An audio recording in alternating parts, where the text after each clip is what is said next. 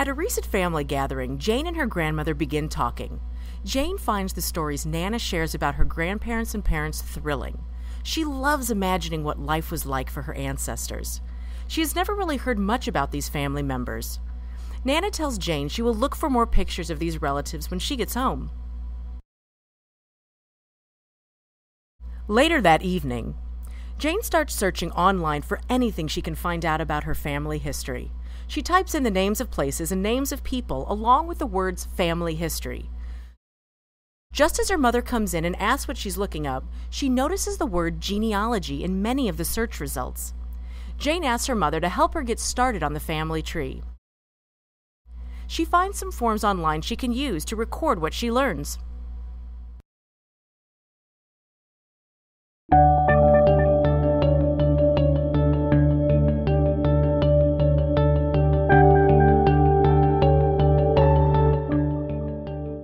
The very first thing to do in researching your family history is to talk to all the relatives you can. Start with the oldest ones first whenever possible. Jane and her mother begin filling in the forms, but they soon realize that Mom can only help fill in the most recent generations and some general dates. Jane's mother suggests a call to Nana to set up an interview.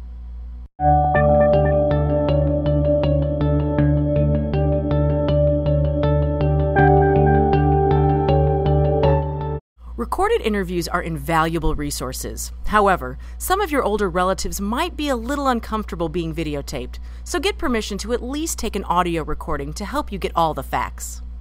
No matter how good your memory, you'll never remember every detail, so take notes and refer back to your recording in case you miss writing something down. Jane is having Nana help her fill in the forms while her brother Robbie records the entire interview on video. Jane writes down other details that don't fit into the blanks on the forms. Nana has brought some photographs with her to show Jane. It's a good idea to get copies of such pictures and write down the names of all the people, as well as the dates, places, and events if possible. Do this while there's still someone alive who can remember and name all the people in the pictures.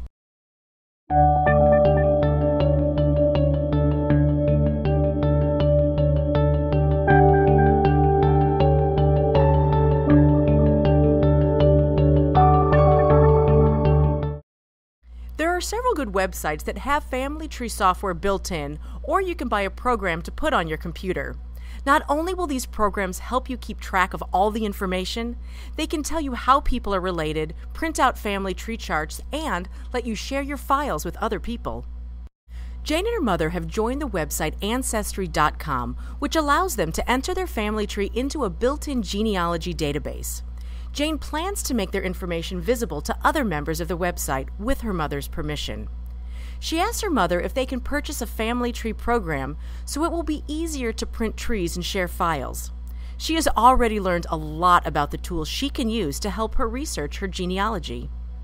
The Mormon Church has family history centers at many of their churches, but some public libraries also have special sections dedicated to genealogy and local history. Find out what's near you and pay them a visit. Jane has learned of a library in a nearby town that has a genealogy section. Since she's new to family history research, she thinks it might be a good idea to see what kind of books are available. She also hopes to meet helpful adults who can give her advice. The family visits Santa Clara City Library, which has a special section dedicated to genealogy. There are many books about local history and family histories from all over the country. Once Jane finds out more about her family's past, she will want to come back to get more information from time to time that can help in her research. Most genealogists are very helpful and appreciate the enthusiasm of a new family historian. Jane finds this to be true of Mary, who is the genealogy librarian here. She learns a lot about what to do next and what the library has that can help her in her search.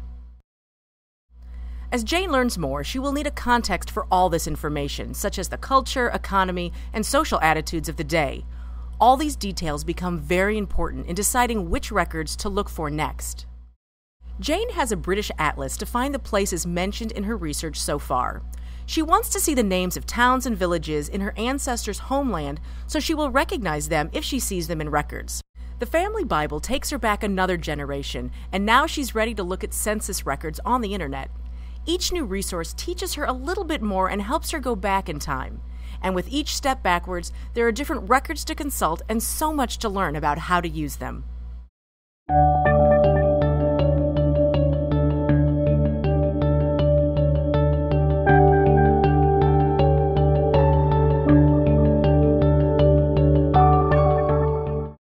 Once Jane has enough information in her online tree, she might begin to hear from others who are tracing the same lines, or she can search for her ancestors in other people's trees on the website. Before long, Jane has located a few distant relatives. Sometimes a person will contact her about a name they have in common, and they figure out that it's not the same person. Sometimes, though, it's a direct match. She has been emailing back and forth for a week with a third cousin once removed in England. This is someone the family has never met. Jane continues seeking out relatives to interview, some on the phone and even one over Skype video chat. Sometimes Jane goes for weeks or even months with no new developments. But today, she has a new email in her inbox from a new relative who has several past generations to share.